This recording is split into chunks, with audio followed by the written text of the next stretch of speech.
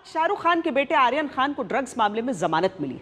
Jail जाने के 25 दिन बाद भी आर्यन खान को जमानत सिर्फ इसलिए नहीं मिली क्योंकि कानूनी पैमाने पर नारकोटिक्स कंट्रोल ब्यूरो के तर्क कमजोर पड़े, बल्कि जमानत शायद इसलिए भी मिल पाई क्योंकि आर्यन खान के पिता मुकुल रोहतगी, सतीश माने शिंदे जैसे बड़े अनुभवी और देश के नामी वकीलों की टीम को खड़ा कर पाने में सक्षम थे। बेल इसलिए भी मिल पाई क्योंकि आर्यन का परिवार कानूनी लड़ाई दांव पेच के हर मोर्चे पर खड़े होने की ताकत रखता है, लेकिन फिर भी आर्यन की जमानत पाने में 3 हफ्ते से ज्यादा का वक्त लगा। क्या इंसाफ की डगर इतनी कठिन है? फिर सोचिए देश में बंद दूसरे लाखों ऐसे आरोपियों के बारे में जो जमानत के इंतजार में वर्षों अपनी जिंदगी जेल के अंधेरे में बिता दे रहे हैं, जहां जेल ही नियम बना दिया गया और बेल को अपवाद।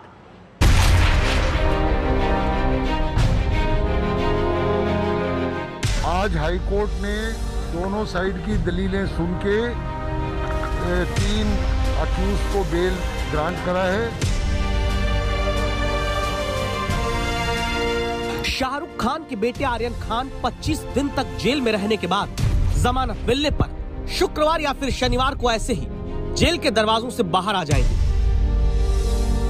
पिछले 25 दिन से देश में सबसे बड़ी खबर बनकर छाया ये मुद्दा जमानत मिलने और आर्यन खान के घर पहुंच जाने के बाद अखबारों के पन्ने, न्यूज चैनल्स की स्क्रीन, सोशल मीडिया की पोस्ट, सब जगह से क्या धीरे धीरे सिमट जाएगा?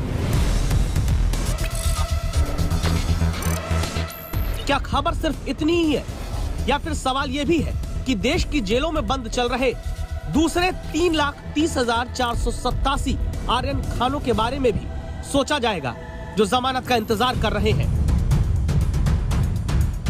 सुप्रीम कोर्ट द्वारा दिया गया 1977 का राजस्थान बनाम बालचंद्र मामला, ये जजमेंट आज भी किसी भी न्यायिक प्रक्रिया में आरोपी को जमानत देने में एक मुख्य आधार के तौर पर निकल कर आता है, जिसमें जस्टिस ने ये बात साफ कर दी थी कि bail is a rule and jail is an exception, यानी बेल देना एक नियम है और जेल भेजना एक अपवाद है।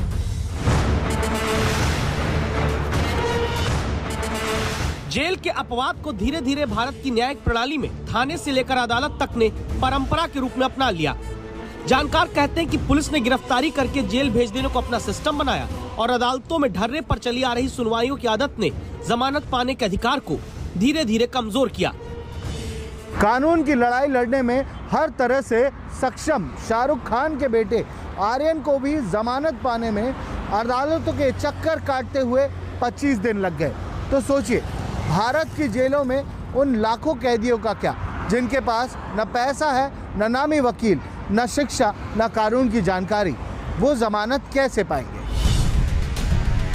हकीकत को नजदीक से जानकर दस्तक देना इसीलिए जरूरी है। लॉ कमीशन की ही देश में रिपोर्ट बताती है कि किसी भी अपराध के सिर्फ 28% आरोपियों को जमानत मिल पाती है। भारत की जेलों में बंद 4,78,600 कैदियों में से 3,30,487 कैदी अंडर ट्रायल है, यानी 69%। मतलब भारत की जेलों में बंद हर 10 में से 7 कैदी अंडर ट्रायल है। अंडर ट्रायल कैदी मतलब वो शख्स जो दोषी नहीं, सिर्फ आरोपी है और अपराध के फैसले के इंतजार में मुकदमे की प्रतीक्षा करते हुए जेल में बंद है। देश की जेलों में बंद 36% अंडर ट्रायल ऐसे हैं जो 1 साल से ज्यादा वक्त से जेल के भीतर ही है। भारत में 5,000 से ज्यादा शख्स मुकदमे के इंतजार में 5 साल से ज्यादा वक्त से जेल के भीतर है। जब आर्यन खान को जमानत पाने में करीब 4 हफ्ते लग जाते हैं, तो जिनके पास न मुकुल रोहतगी जैसे वकील करने की ताकत, जिनके पास न अदालत में तारीख ले पाने की हिम्मत, जिनके पास न कोर्ट में सुनवाई की कागजी कार्रवाई के पैसे भरने तक के होते हैं, वो क्या करेंगे? क्या सिर्फ जेल के भीतर बंद होकर जमानत के अपने अधिकार के लिए तरसेंगे? बेल ना मिल पाने के कारण भारत में कैदी जेलों में इंसानों की तरह नहीं, जानवरों की तरह ठूसे भरे रहते हैं। लॉ कमीशन की रिपोर्ट बताती है कि भारत की 1350 जेलों में जगह ही नहीं है। 100 के मुकाबले 120% कैदी भरे हुए हैं। इन सारे कैदियों पर सालाना 6,000 करोड़ से ज्यादा का खर्च होता है। भारत में आर्यन खान को जेल हुई तो जमानत मिलने तक एक बड़े वर्ग में यह बहस होती रही कि वो सही है या गलत। बहस सोशल मीडिया में हुई कि जमानत देने में इतना वक्त क्यों लगता है। चर्चा चलती रही कि एक इतने बड़े आदमी के बेटे को भी जमानत मिलने में इतना वक्त लगता है, तो कारण क्या है? अब आर्यन को बेल मिलने के बाद इस तस्वीर को देखिए।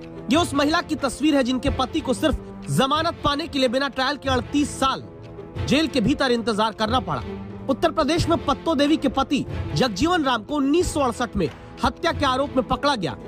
जगजीवन राम को आरोपी बनकर 38 साल जेल में बिताने पड़े। 2006 में जाकर सुप्रीम कोर्ट से जगजीवन राम को 70 साल की उम्र में जमानत मिल पाई। ऐसी ही जमानत के लिए सैकड़ों नहीं लाखों नागरिक आरोपी बनकर जेल में जिंदगी काट दे रहे हैं। दावा है कि पुलिस 60% गैर जरूरी गिरफ्तारियां करती है। लोअर कोर्ट से लेकर सुप्रीम कोर्ट तक में लंबित मुकदमों का बड़ा बोझ है कि तारीख मिलना भगवान के मिलने जैसा। और भारत में प्रति 10 लाख आबादी सिर्फ 21 जज, जबकि चीन में इतनी ही आबादी के लिए 142 और अमेरिका में 102 जज है। जानकार कहते हैं कि सबसे पहले फायदा पुलिस उठाती है। किसी भी मामले में उन गरीब निर्दोषों को गिरफ्तार सबसे पहले कर लेती है, जिसके बदले पावर, पैसा और पॉलिटिकल कनेक्शन वालों से पुलिस को फायदा और संरक्षण मिलता है। कोई भी आरोपी जमानती और गैर जमानती धाराओं के अपराध में गिरफ्तार किया जाता है। बड़ी चिंता जमानती अपराध में होती है, जहां बेल पाना एक अधिकार माना गया, लेकिन जमानत की राशि बहुत ज्यादा होने के कारण बहुत से गरीब आरोपी वर्षों जेल में बिताने को लाचार होते हैं। दूसरी वजह होती है 28% कैदी अनपढ़ और 41% अंडर ट्रायल सिर्फ 10वीं तक पढ़े हैं। गरीब तबके के ये लोग कानूनी जानकारी न होने के कारण छोटे छोटे अपराध में जमानत के लिए मदद नहीं ले पाते। जिस तरह कानून कहता है कि bail is a rule and jail is an exception, bail एक नियम है, जेल भेजना अपवाद। आज की तारीख में भारत की न्यायिक व्यवस्था में फिलहाल आर्यन खान को बेल मिलना एक अपवाद हो गया, क्योंकि 3,30,487 अंडर ट्रायल अब भी उसी जमानत के अपवाद के इंतजार में जेल के भीतर है। आज तक ब्यूरो।